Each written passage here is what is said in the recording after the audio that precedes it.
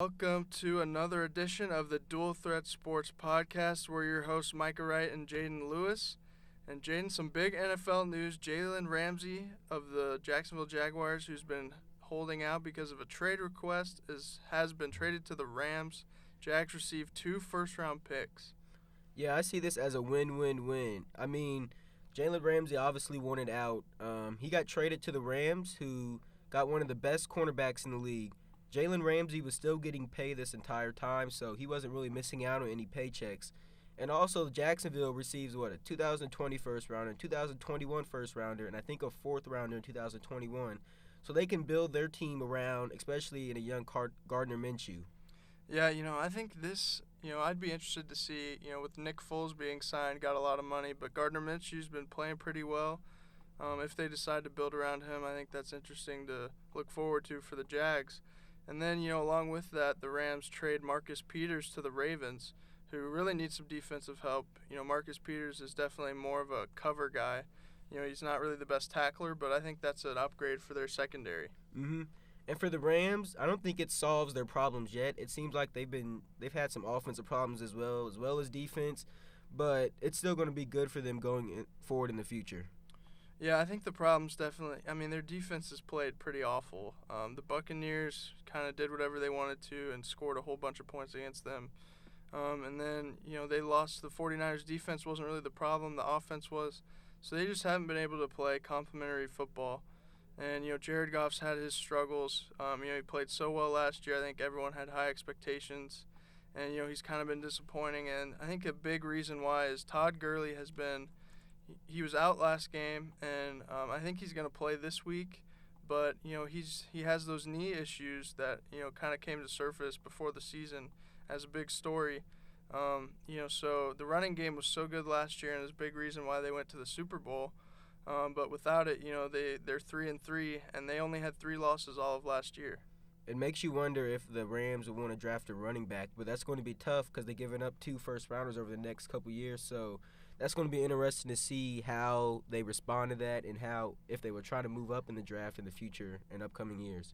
Yeah, and Todd Gurley is such a big investment for him. They paid him a lot of money. I think they're just trying to save his legs and his knees that, it seems like it's going to be a career-long issue, which is pretty interesting. But, they drafted Darrell Henderson last year out of Memphis, who, we haven't really got to see him a whole lot, so they might use him more.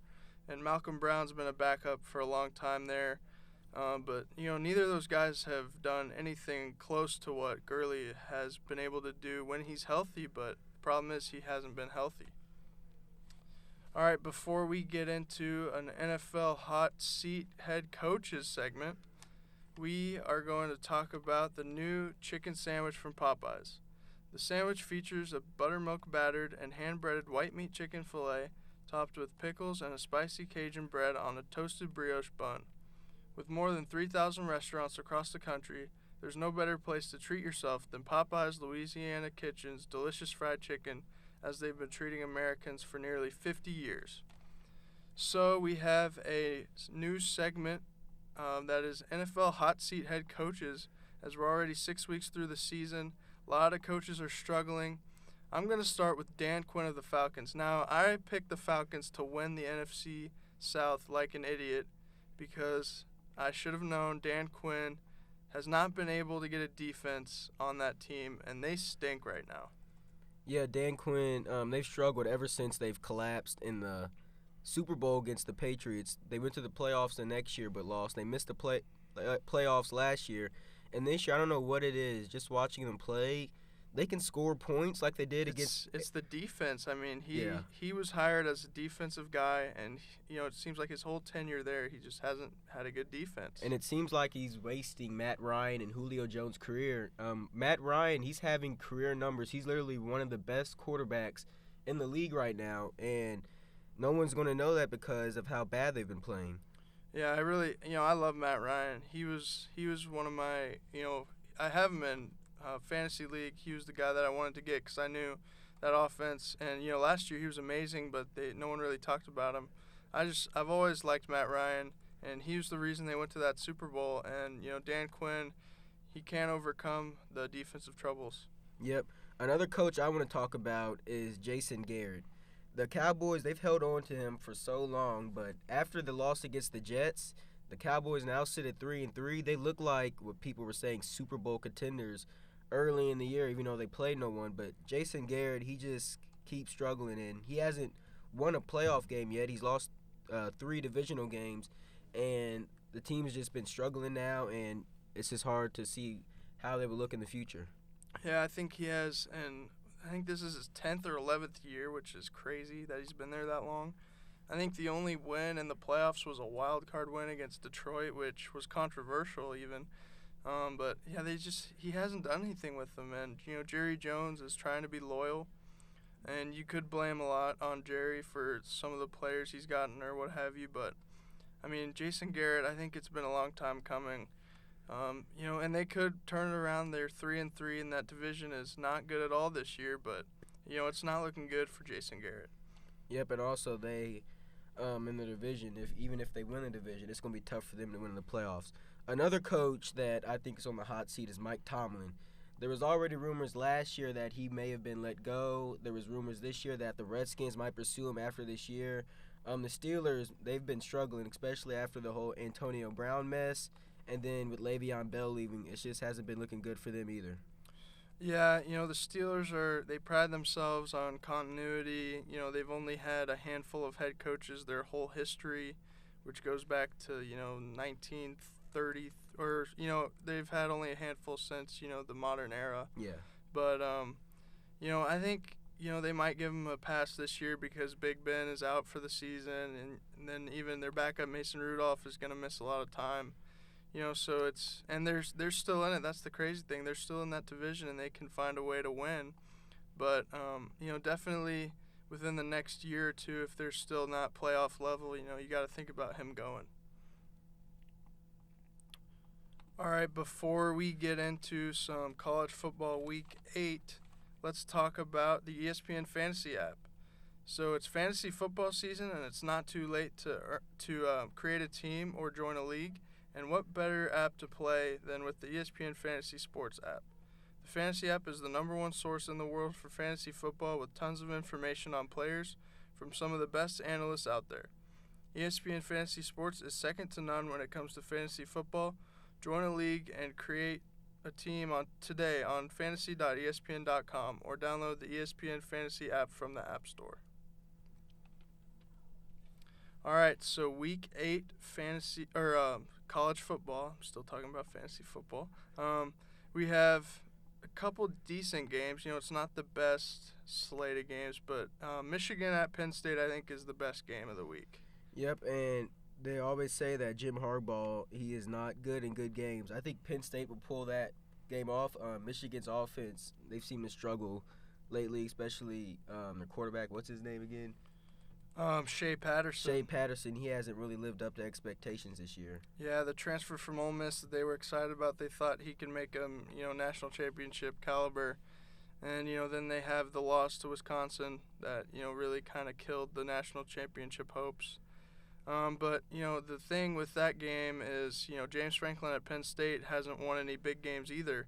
So, it's kind of, winner of that one, you start to get a different perspective on the coach. But, I think we don't really know Penn State that well. Sean Clifford has been okay, but he's also not looked good at times at quarterback. So, he's only a sophomore. We'll see a lot from him against a pretty good Michigan defense that's had struggles, but for the most part is very, very solid. And then, we have some good Pac-12 games. Oregon at Washington. Oregon, I think, is number 12. Washington is number 25 as they're back in the rankings. I think that's a great quarterback matchup with Justin Herbert going up against, I forget the Georgia transfer who's on Washington Jacob now. Eason. Yeah, Jacob Eason, who had a good start. And I think he's had an overall pretty good season for him. Mm-hmm. And that game, was it Oregon-Washington? That's who's playing? Yeah. That game could decide the Pac-12 North. The winner of that, I think, would go to the Pac-12 championship. The division itself is not really as strong. You have Stanford, Oregon State, Cal, and Washington State, and all those teams have been struggling. And then in the Pac-12 South, I think you have Arizona State and Utah playing. And I think that game is going to decide who goes to the Pac-12 championship from the South because, again, the Pac-12, you don't really hear about them much anymore. So I think that game will decide. Another game I want to look at is the South Carolina-Florida game. South Carolina is coming off a major upset in Athens, Georgia, and they're playing a Florida team that had just lost to LSU, and I think that would be a good game this week. Yeah, it'll really tell us who South Carolina is as a football team. We know they have quarterback injuries. Will Muschamp's actually had a pretty good he's gotten a lot out of his defense this year, especially in that game against Georgia. But we'll definitely learn a lot about them as that's a huge home game. And, that'd be incredible to get back-to-back top 10 wins in that conference. And Florida's quarterback who replaced Felipe Franks, Kyle Trask, he's completed 68% of his passes and tossed 10 touchdowns, 3 interceptions, and 1,000 yards. And this game, I think, would also be a good indicator who's going to win the East because if Florida happens to lose another game and they somehow beat Georgia, I think Mizzou can get in the SEC championship game. Ooh, that would shake things up, and that'd be incredible for us Mizzou fans here in Columbia. But, I think the East is just wide open, which, it seems like is always the case when Georgia loses. All right, before we head into some NBA bold predictions, we have a word from Little Caesars.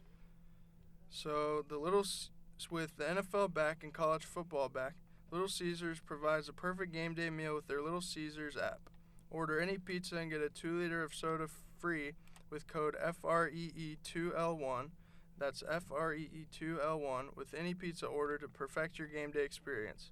Nothing's better than a free soda, especially when paired with an extra-most bestest cheese or pepperoni pizza that's already only $6. We are just days away from the start of the 2019-2020 NBA season. And with basketball season approaching, that means it's time for fantasy basketball. Download the #1 sports fantasy app, the ESPN Fantasy app, and start a league of your own with friends or just join a random one on your own. It's completely free to play, and you will get live updates and scores while following your players. You can start any time during the season, so there is no rush. Download the ESPN Fantasy app on Apple or Android and create your league today. All right, so before we conclude this edition of our podcast, we have NBA bold predictions. So the NBA starts Tuesday, which is wild.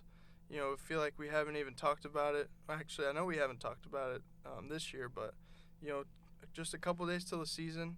And I'll start with a bold prediction that the Dallas Mavericks will be a top 4 team in the West.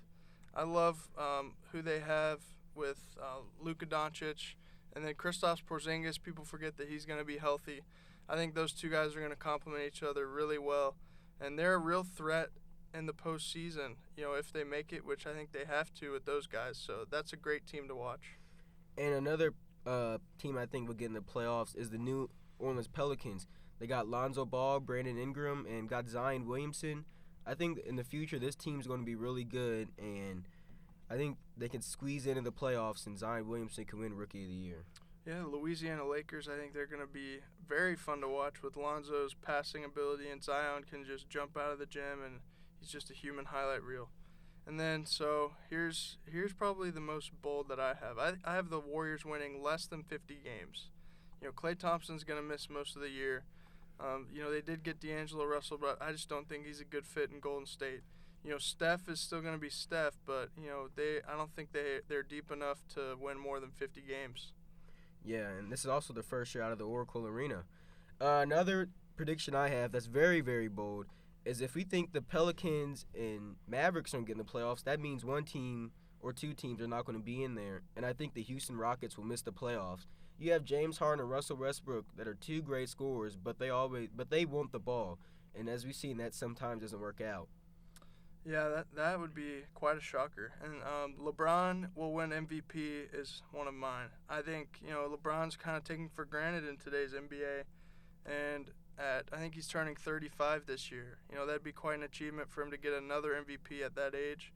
And then another one I have is the Knicks will win 35 games after winning just 17 last year. R.J. Barrett will lead the New York Knicks to some pretty exciting games this year, and they're not going to be terrible.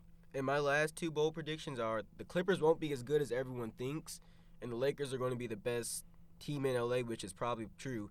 and also the Jazz going to the Western Conference Finals. So that concludes this edition of the Dual Threat Sports Podcast, and we thank you for tuning in.